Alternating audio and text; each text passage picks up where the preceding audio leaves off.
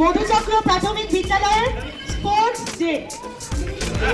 আমাদের প্রথম প্রাক প্রাথমিক শ্রেণীর স্পোর্টস হবে, ওরা সবচেয়ে ছোট, ওদের জন্য হাততালি দাও। অন্যের বিস্কুট খাবে না, যার বিস্কুট দেখানো হয়েছে দৌড়ে গিয়ে ওখানে দাঁড়িয়ে হাত দেবে না, হাত পেছনে দিয়ে বিস্কুটটা খাবে।